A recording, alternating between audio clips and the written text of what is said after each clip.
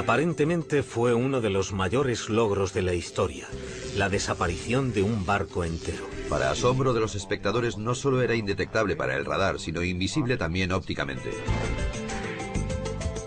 Según la leyenda, el experimento fue un gran éxito, pero tuvo un intolerable coste en vidas humanas. Los hombres quedaron molecularmente enganchados al barco, unidos con el barco cuando se teletransportó. Estos se habían vuelto locos, se habían quemado o se habían vuelto invisibles. A esos tripulantes les pasaron cosas horribles.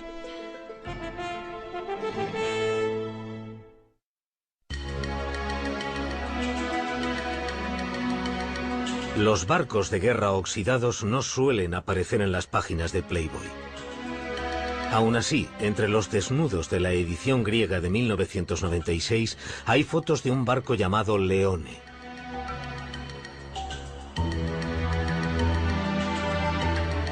El artículo tampoco es el típico de Playboy. Describe cómo el Leone, un destructor estadounidense de la Segunda Guerra Mundial, se desguaza tras medio siglo de servicio y casi 4 décadas con la Marina griega.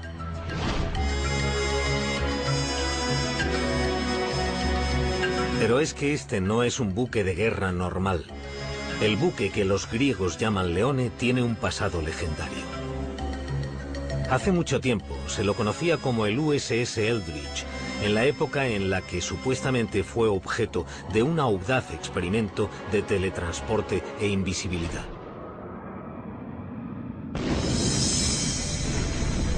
El experimento tuvo lugar durante los primeros años de la Segunda Guerra Mundial como contramedida contra los U-boats alemanes.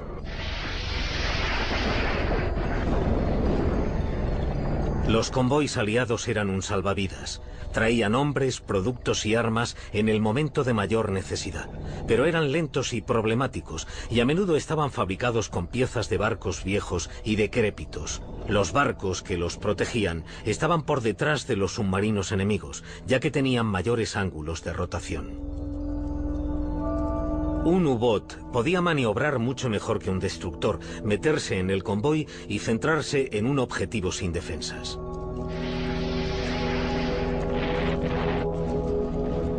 Solo en 1942 se torpedearon y se hundieron más de 1000 barcos aliados.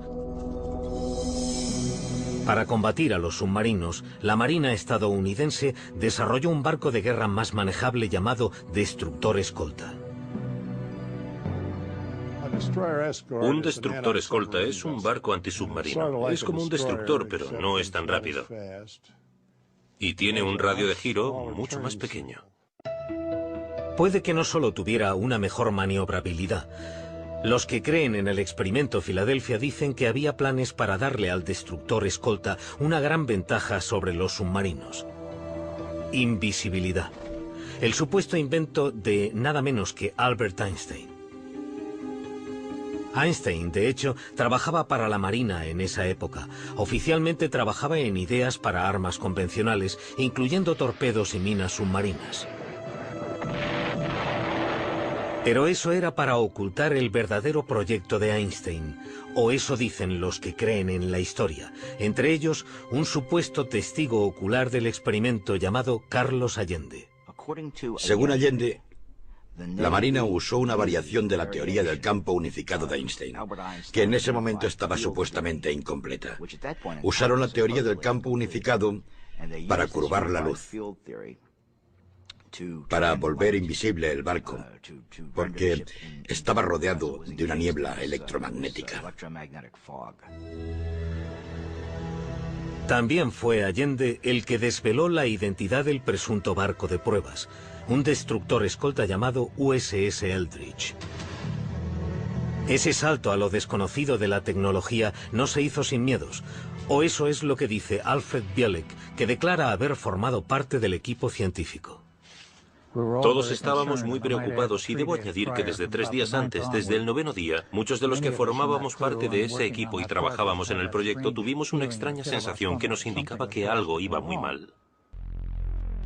Sin embargo, en julio de 1943, en el muelle de Filadelfia, se dio el visto bueno al experimento.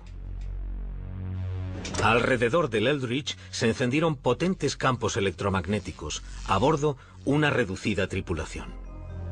Científicos y oficiales lo miraban desde una distancia segura. El único testigo ocular fue Carlos Allende, un marinero del Liberty. Y lo que afirma haber visto es un barco engullido por un fuego de San Elmo. Una niebla verde y densa.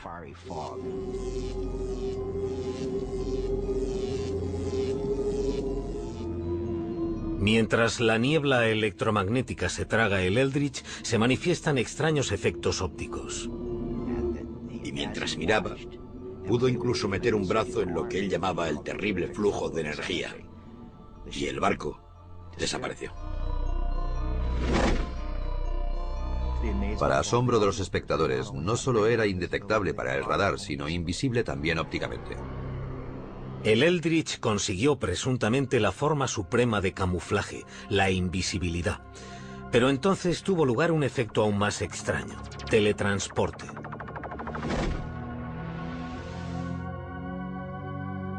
Los cronistas del experimento Filadelfia no se ponen de acuerdo sobre si esto sucedió ese primer día o en una prueba posterior. Pero en lo que sí están de acuerdo es en que mientras el Eldridge empezaba a reaparecer, hubo un repentino fogonazo. Entonces el barco desapareció otra vez y simultáneamente volvió a reaparecer en el muelle de Norfolk, Virginia, a 500 kilómetros de distancia. Tras unos minutos desapareció de Norfolk y reapareció en medio de otra niebla verde cargada de ozono en Filadelfia. Tras ese milagroso viaje, el USS Eldridge regresó ileso. Pero el caso de la tripulación fue totalmente distinto. Los hombres quedaron molecularmente enganchados al barco, unidos con el barco cuando se teletransportó. Los hombres se volvieron locos, se quemaron o quedaron invisibles. Fue espantoso. A esos tripulantes les pasaron cosas horribles. A continuación, los asombrosos hechos que han sido encubiertos. Nunca les dijeron la verdad a las familias. Les dijeron que se habían perdido en el mar como parte del contingente de guerra. Era una afirmación muy creíble.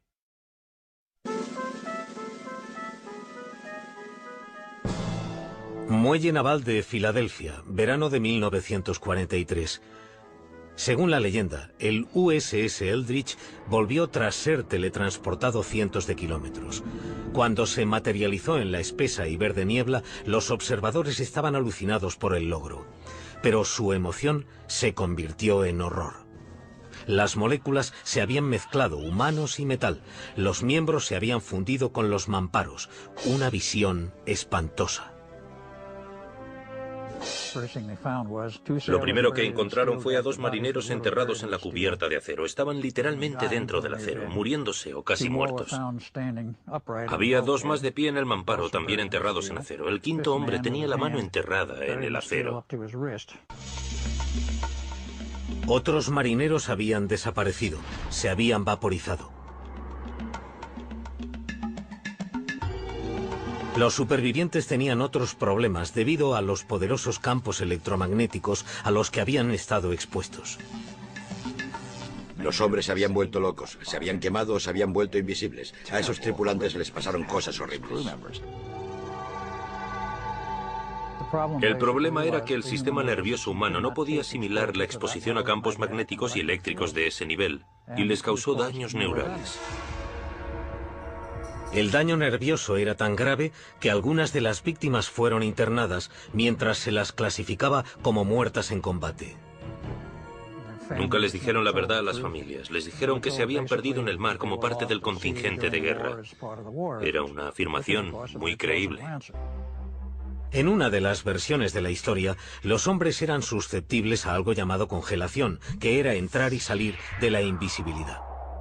Eso condujo al episodio más surrealista de la historia, nuevamente según Carlos Allende. En una taberna de los muelles había un grupo de marineros del Eldridge bebiendo. Una cosa llevó a la otra y estalló una pelea. Era una bronca de bar, pero con una diferencia. Los marineros aparecían y desaparecían. Los marineros involucrados en el altercado se volvieron invisibles. Se disiparon en el aire ante los asustados clientes y camareras. Estaban ahí y de repente habían desaparecido.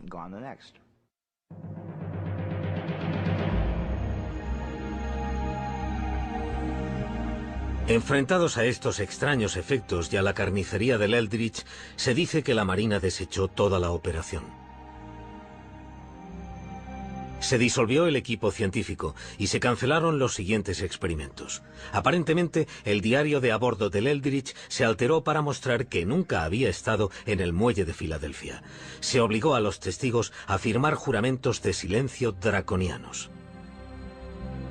Y así terminó el experimento sobre invisibilidad y teletransporte de la Armada de la Segunda Guerra Mundial. El proyecto Rainbow, como se llamaba, se canceló, clasificado según algunos más allá del alto secreto.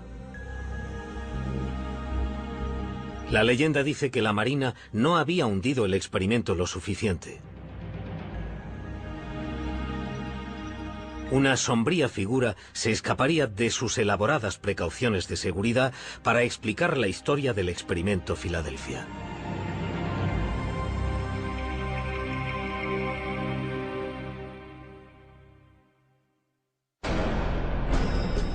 A continuación, los secretos de la Marina anotados en un libro legendario, unas revelaciones sorprendentes. Esos tres escritores resolvían todos los misterios del universo. Hablaban de modos y métodos de viaje usados por los ovnis. Hablaban sobre el comportamiento y la ética de los seres que gobernaban esas naves espaciales.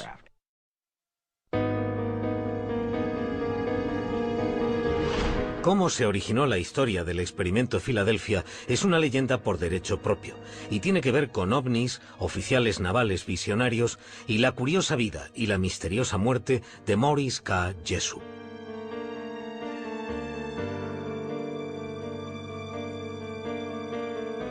Jessup era científico y escritor, uno de los primeros investigadores de lo paranormal.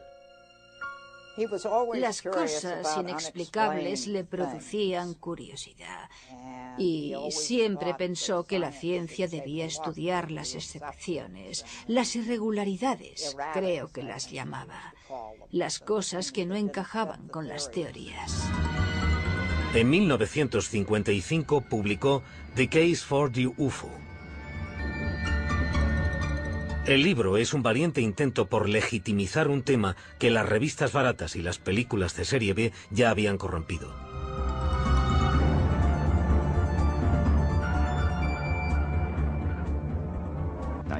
Hay que entender que la época en la que Jessup se interesó por los ovnis era posiblemente la peor época para tener algo que ver con los ovnis. El gobierno tomaba duras medidas contra cualquier creyente.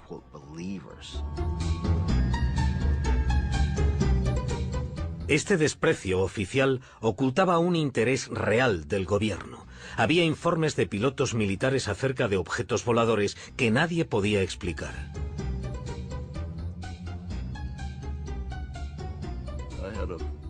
Tenía un hombre trabajando para mí, un teniente llamado Bill Ditch, que era uno de mis trabajadores más brillantes.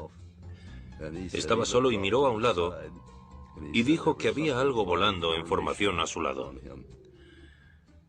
Y estuvo allí durante 5 o 10 minutos y entonces, según él, se separó. Dijo que tenía forma de plato y que brillaba levemente. Los informes de ovnis de los pilotos de la Marina se enviaban al Proyecto Libro Azul, la investigación de las fuerzas aéreas, pero la Marina rara vez recibía alguna respuesta. Nunca nos dijeron absolutamente nada. Era una vía de una sola dirección. Para nosotros, era un hundimiento. Como las fuerzas aéreas les ponían trabas, algunos oficiales de la Marina iniciaron su propia investigación no oficial sobre los ovnis. Entre ellos estaba el teniente comandante George Hoover y el capitán Sidney Sherby de la Oficina de Investigación Naval. Un día de 1955, un objeto misterioso llegó al cuartel general de la oficina y despertó el interés de los oficiales. Venía en un simple sobre marrón y con un tríptico saludo. No tenía remitente. El sello era de Seminole, Texas, y por detrás, garabateado, decía Felices Pascuas. En el sobre había una copia de bolsillo de The Case for the UFO de Morris K. Jessup. Los márgenes estaban llenos de comentarios en tinta de 3 colores diferentes y aparentemente en 3 caligrafías diferentes. Si leías los comentarios garabateados en el libro, esa gente hablaba de que estaban en algún lugar de la superficie de la Tierra. Los alienígenas, si queréis llamarles así.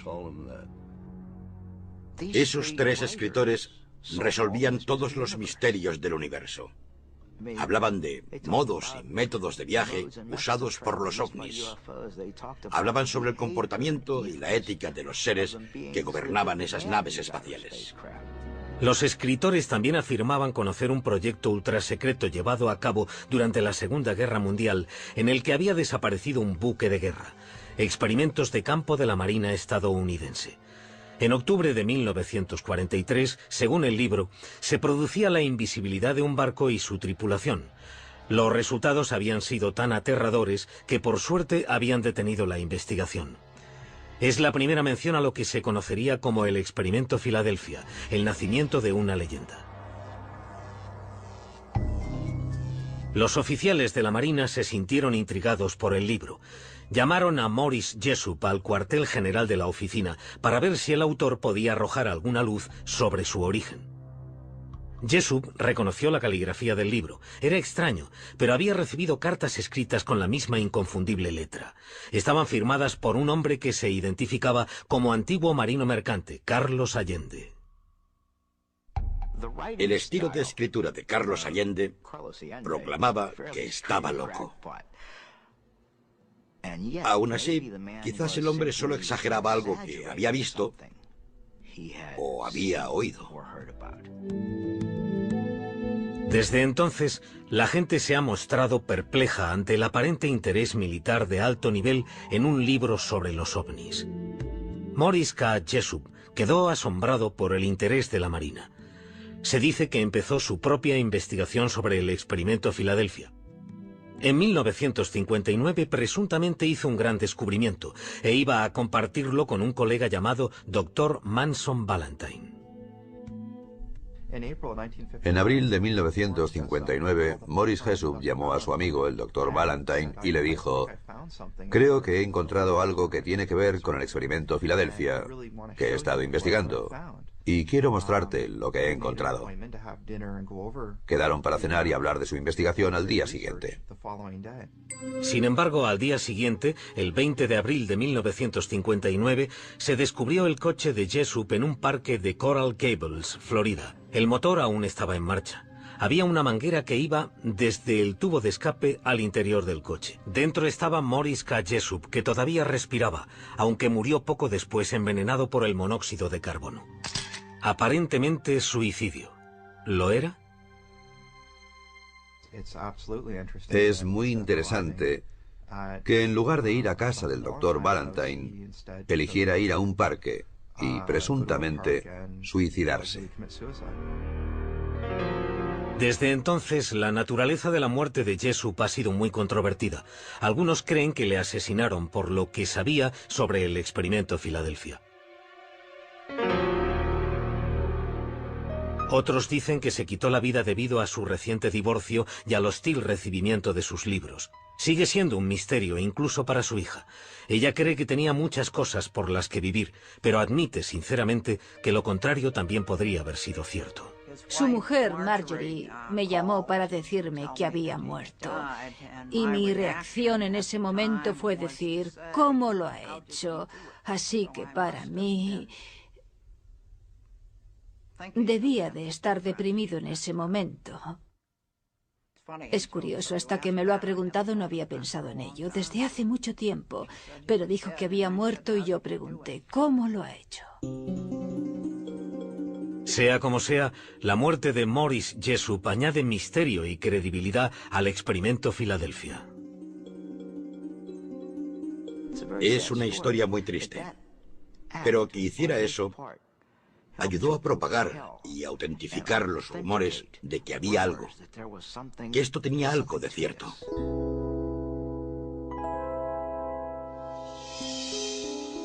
Tras la muerte de Jessup, hubo una infame reedición de su libro con todos sus extraños comentarios. Se rumoreaba que contenía los comentarios de 3 extraterrestres. El público oyó hablar de la llamada edición Barrow, pero nadie consiguió un ejemplar. Se rumoreaba que la Marina guardaba el libro en secreto.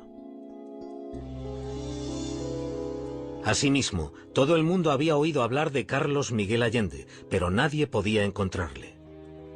La gente buscaba a Carlos Miguel Allende por todas partes, pero él no paraba de moverse. Cambiaban los pueblos, cambiaban los sellos, cambiaban las direcciones remitentes. Siempre se estaba moviendo.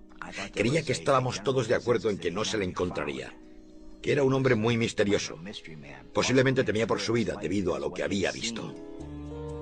Pero, ¿qué sabía en realidad ese hombre misterioso y qué tenía que ocultar la Marina?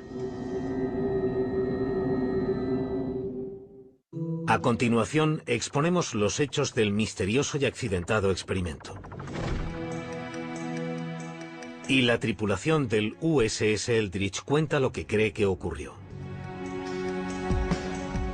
Yo estuve en él prácticamente todos los días y estuve en todos los viajes que hizo. Y nunca fue a Filadelfia. Los extraterrestres habían fijado su residencia en Estados Unidos, en la cultura pop, si es que aún no lo habían hecho en persona.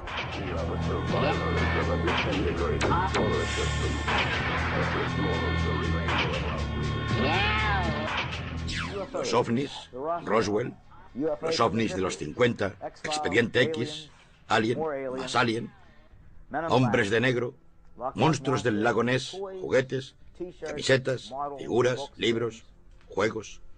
Todo esto forma parte de la historia paranormal de los últimos 40 años. Todo está en mi mazmorra. Bienvenidos a mi mundo. Como muchos otros jóvenes investigadores de ovnis en los años 60, a Robert Gorman le fascinaba el hombre misterioso del experimento Filadelfia, Carlos Miguel Allende. Pero a diferencia de otros cazadores de Allende, Gorman vive en New Kensington, Pensilvania, el mismo lugar desde el que Allende envió muchas de sus cartas. Pensé que si alguien podía encontrar a Allende sería yo, porque vivo en el mismo pueblo y no tengo que viajar mucho. Tendría que poder intentarlo, y a finales de los 60 lo intentaba con fuerza. Gorman y los demás tenían pocas cosas con las que trabajar. La única información sobre Allende era su número de identificación de marinero, que incluyó en sus primeras cartas. Aparecieron hombres que afirmaban ser Carlos Miguel Allende, pero eran impostores que no podían presentar documentos de la Marina. Durante los años 60, su fama clandestina creció. Se creía que la Marina tenía un interés secreto en un libro que les habían enviado anónimamente por correo unos seres desconocidos. Un artículo de la revista Saga de finales del 67 y 2 novelas de bolsillo del 68 supusieron el nacimiento del misterio Allende Jessup en la mente del tipo normal y corriente, de a pie. Alrededor de Carlos Allende creció una considerable industria casera. Todo el mundo parecía llenarse los bolsillos, excepto el propio Allende, que también respondía al nombre de Carl Allen. Carl Allen al final se enfadó y se amargó bastante porque todo el mundo hacía dinero con el experimento Filadelfia. Todos los editores publicaban y vendían libros. Todo el mundo publicaba en sus libros las cartas que él le había escrito a Morris Jessup.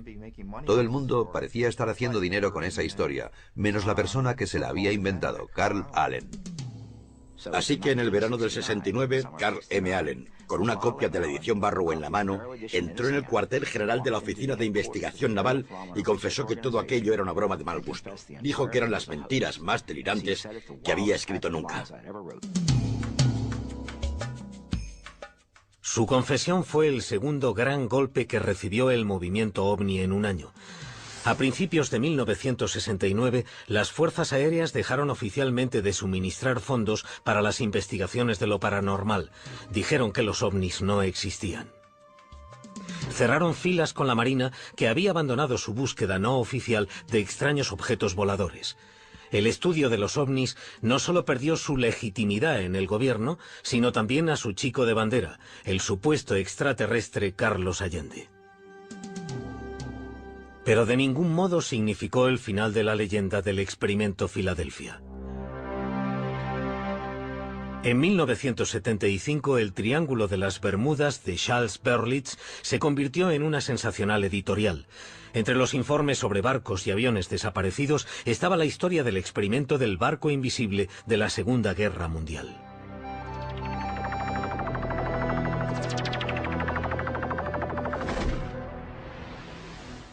Cuatro años después, Berlitz igualó el éxito de ese libro con El misterio de Filadelfia. Él y William Moore, coautor de la obra, hicieron un refrito de los conocidos relatos de Carlos Miguel Allende.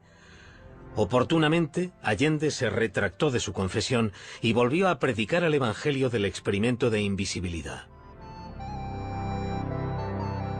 Allende reveló por primera vez a William Moore la identidad del barco de pruebas, DE-173, el USS Eldridge. Los autores hablaron con miembros de la tripulación del Eldridge, pero las entrevistas no corroboraron el experimento. Yo estuve en él prácticamente todos los días y estuve en todos los viajes que hizo. Y nunca fue a Filadelfia. Si hubiera habido cualquier cotilleo, yo lo habría sabido, y no hubo ningún cotilleo sobre nada ultrasecreto en nuestro barco. En lugar de aceptarlo, los autores teorizaron que el experimento había tenido lugar con una tripulación especial antes de que el barco fuera usado oficialmente.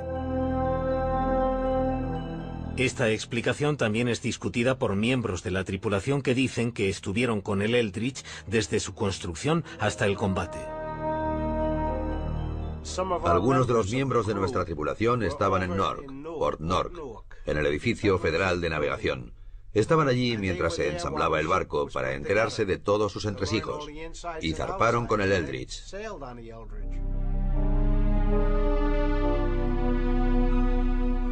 Mientras los miembros de la tripulación ridiculizaban la idea del experimento Filadelfia, el público lo aceptaba con entusiasmo. El libro fue otro éxito. Mientras se reavivaba el interés sobre este asunto, el hombre que se ocultaba tras él fue finalmente desenmascarado.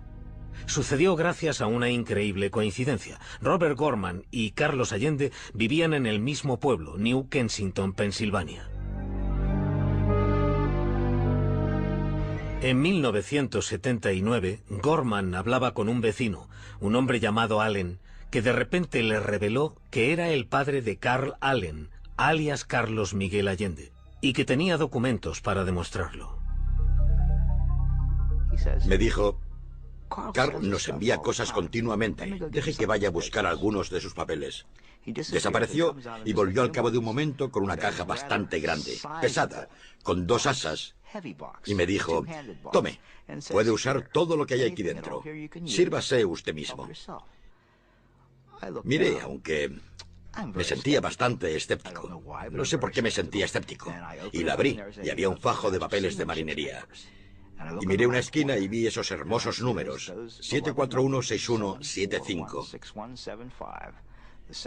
El mismo número que había enviado en la postdata de una carta a Jesús. Y supe que tenía el material auténtico, que no era un impostor. Fue un momento increíble. Sabía que tenía el material auténtico. Carlos Miguel Allende.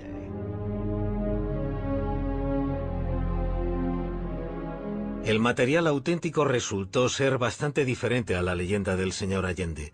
Su verdadero nombre era Carl Meredith Allen y había nacido en esta casa de Springdale, Pensilvania, en 1925.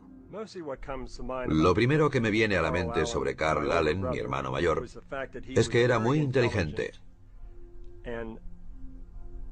pero no muy listo, no sé si me entienden. Tras una prueba de inteligencia, tuvo el segundo coeficiente intelectual más alto del condado, pero suspendió en el colegio. Aunque era un mal estudiante, era un lector voraz, con la excéntrica costumbre de anotar casi todo lo que leía. Tachaba lo que el autor había escrito y ponía su propia anécdota en el margen. Y creo que lo hacía porque no había aprendido a escribir. Así que se limitaba a cortar y pegar lo que otra persona había escrito. Se compraba un libro, lo llenaba de comentarios y lo enviaba por correo a alguien que pensaba que podría estar interesado en lo que él había escrito. Que garabateara The Case for the UFO y lo enviase al cuartel general de la Marina es típico de Allen. Pero fue un tiro a ciegas que dio en la diana, desencadenando una impresionante reacción en cadena. La Marina llamó a Jessup por casualidad. Jessup conservaba las cartas. Los dos hombres, fuera de servicio o no, decidieron reproducir el libro, lo que generó el rumor de que el libro con las anotaciones circulaba entre las personas más poderosas. Y después, Jessup se suicidó. Robert Gorman concluyó que el experimento Filadelfia no era nada más que un fantasma. En 1980 publicó un artículo en la revista Fate titulado Alias Carlos Allende, en el que revelaba que el nombre era Allen, no Alien. Descubrió lo que cuesta matar una leyenda.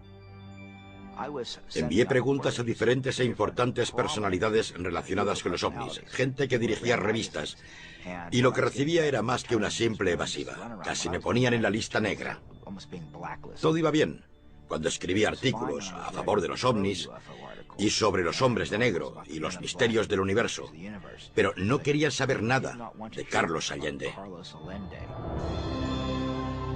El propio Allende contestó con amenazas de muerte.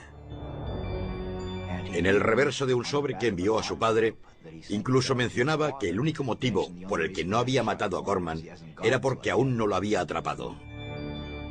De hecho, ambos hombres acabaron por conocerse personalmente, pero en persona Allen era cualquier cosa menos intimidante. Probablemente el anticlímax de mi vida haya sido conocer al Carlos Allende de carne y hueso, porque no supuso nada mágico para mí. No me interesaba, no me intrigaba el destructor desaparecido, no me intrigaba saber si era un extraterrestre, porque sabía la verdad. ¿Fue el descrédito de Allen como testigo presencial el final del experimento Filadelfia o realmente ocurrió algo en 1943?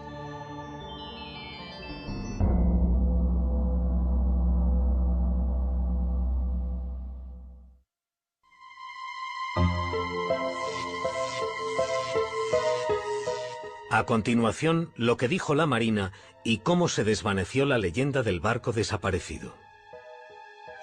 Nos pareció que lo que esos chicos decían sobre volver invisible un barco era hablar por hablar.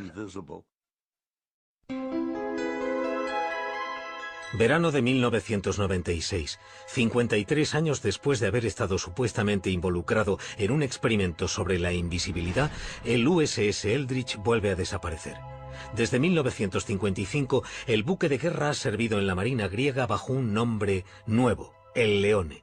Pero los oficiales griegos no saben dónde está. Les avergüenza contarle a un periodista de Playboy que le han perdido la pista a un barco de 1.200 toneladas. El Eldridge, también conocido como Leone, pronto aparece en un depósito de rescate de Creta. Su más reciente desaparición se ha debido a un error burocrático, no a un experimento ultrasecreto. Su última aparición es en la revista Playboy, antes de que lo desguacen con sopletes y lo vendan como chatarra. ¿Pero qué tienen de ciertos los rumores sobre un experimento ultrasecreto durante la Segunda Guerra Mundial? En esa época había la tecnología necesaria para volver algo ópticamente invisible. ¿Encontraron la manera de teletransportar un objeto de un sitio a otro instantáneamente? A principios de los años 40, en cierto modo se habían puesto en marcha técnicas de invisibilidad. Iban desde simples pantallas de humo a un ingenioso plan para camuflar los aviones que en clave se llamaba Yehoti. Proyecto Yehoti. Se equipan dos aviones con faros sellados en las alas para iluminar la silueta del avión a cielo abierto. Tuvo un relativo éxito. La Marina consideró todas las opciones para esconder sus barcos de los submarinos que los rondaban, incluso el truco de un mago llamado Joseph Dunninger. El señor Daninger, para obtener más publicidad, dijo que podía hacer invisibles los barcos de guerra. Convocó una conferencia de prensa para demostrarlo. Y dijo que, bueno, no tenía un barco de guerra y que, por supuesto, no cabría en una sala de hotel. Así que haría desaparecer una foto. Y lo hizo. Hizo desaparecer la foto del barco de guerra.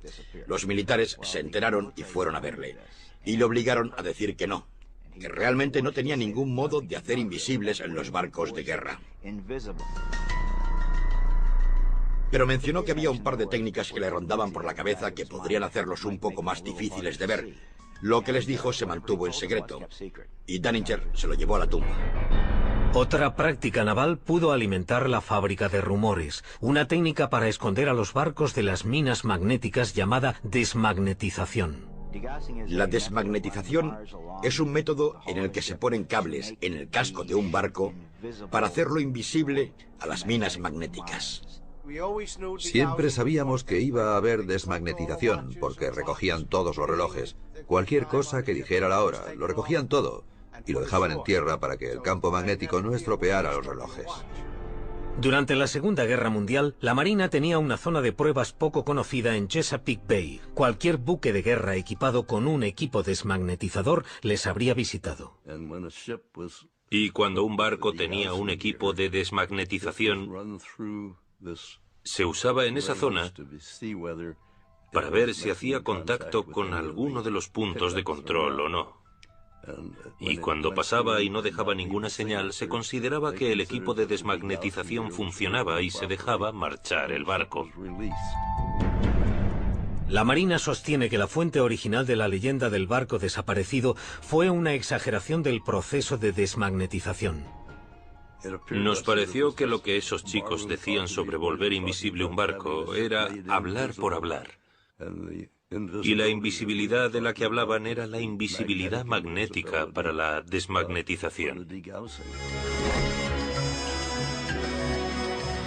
En cuanto a los rumores de teletransporte, algunos trabajos modernos en ese campo nos dan un poco de perspectiva.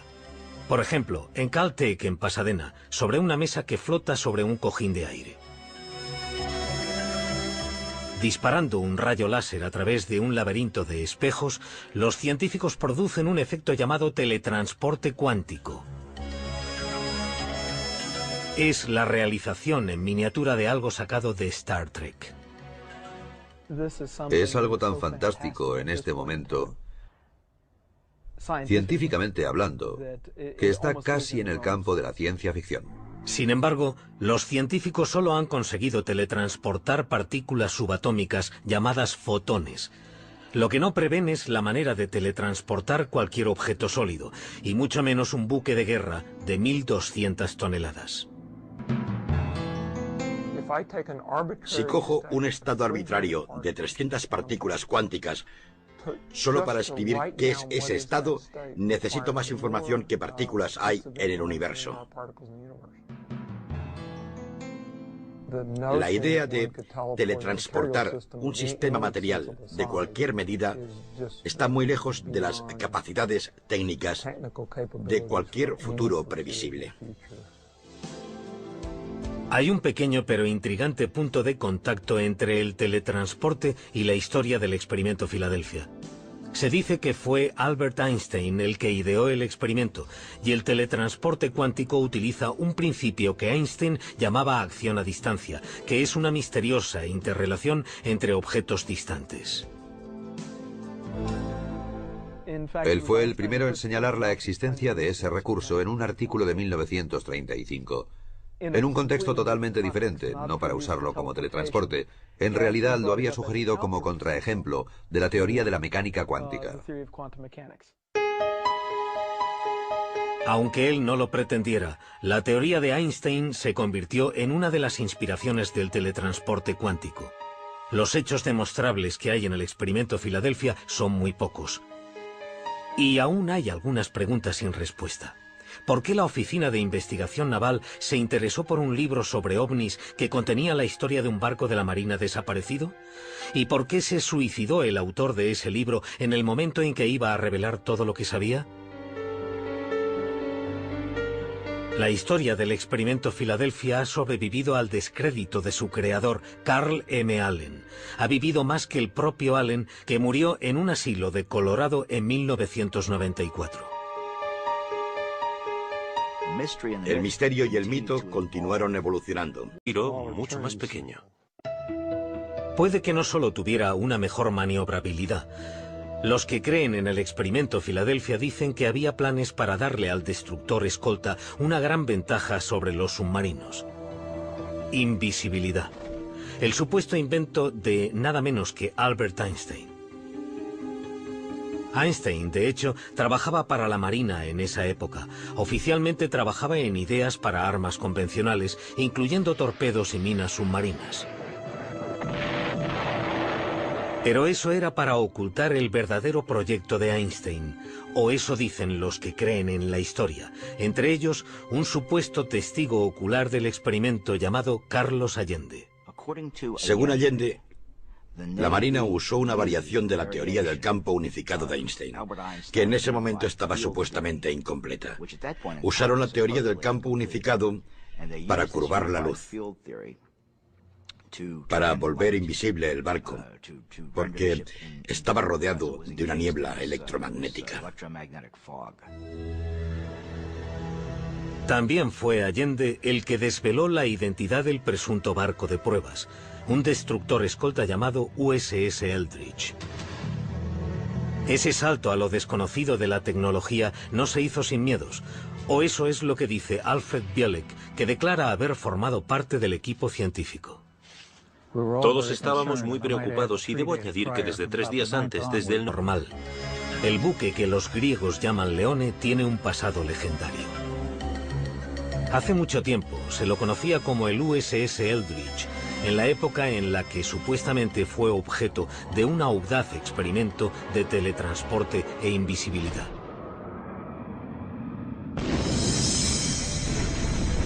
El experimento tuvo lugar durante los primeros años de la Segunda Guerra Mundial como contramedida contra los U-boats alemanes.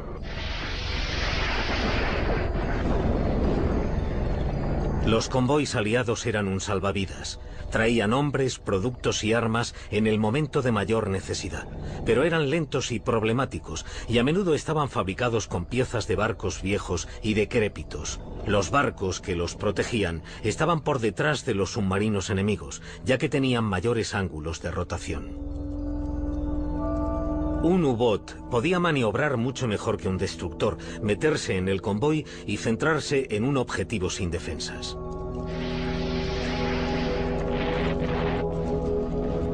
Solo en 1942 se torpedearon y se hundieron más de 1000 barcos aliados. Para combatir a los submarinos, la Marina estadounidense desarrolló un barco de guerra más manejable llamado destructor escolta. Un destructor escolta es un barco antisubmarino. Es como un destructor, pero no es tan rápido. Y tiene un radio de giro.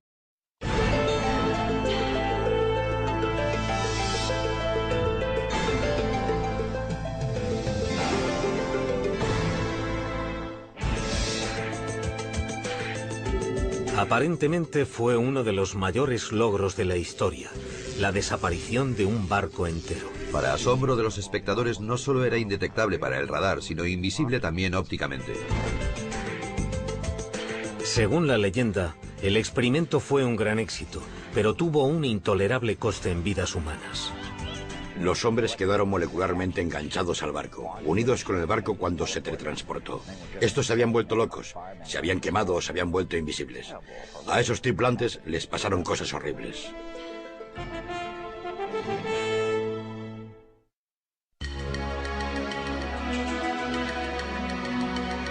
Los barcos de guerra oxidados no suelen aparecer en las páginas de Playboy.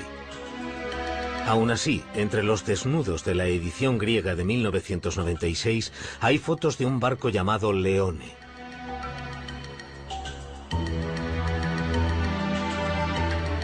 El artículo tampoco es el típico de Playboy. Describe cómo el Leone, un destructor estadounidense de la Segunda Guerra Mundial, se desguaza tras medio siglo de servicio y casi 4 décadas con la Marina griega.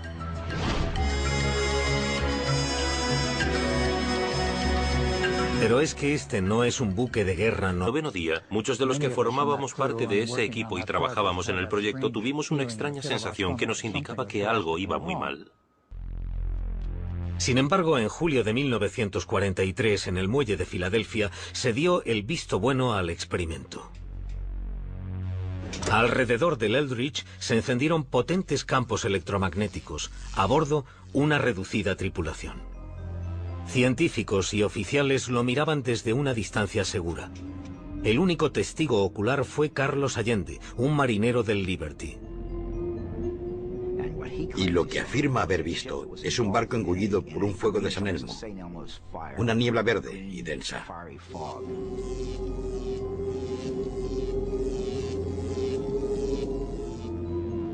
Mientras la niebla electromagnética se traga el Eldridge, se manifiestan extraños efectos ópticos. Y mientras miraba, pudo incluso meter un brazo en lo que él llamaba el terrible flujo de energía. Y el barco desapareció. Para asombro de los espectadores, no solo era indetectable para el radar, sino invisible también ópticamente. El Eldridge consiguió presuntamente la forma suprema de camuflaje, la invisibilidad. Pero entonces tuvo lugar un efecto aún más extraño: teletransporte.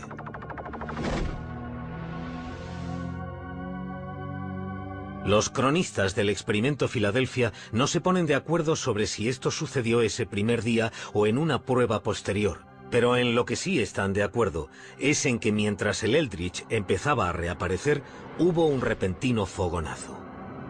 Entonces el barco desapareció otra vez y simultáneamente volvió a reaparecer en el muelle de Norfolk, Virginia, a 500 kilómetros de distancia. Tras unos minutos desapareció de Norfolk y reapareció en medio de otra niebla verde cargada de ozono en Filadelfia.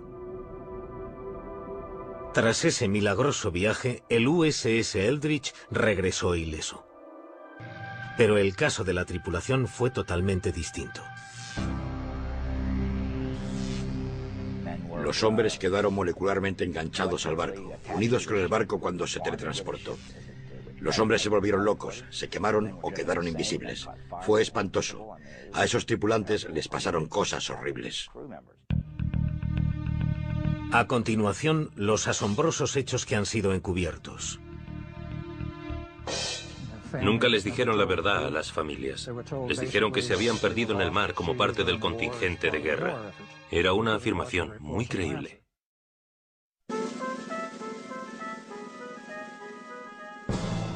Muelle naval de Filadelfia, verano de 1943.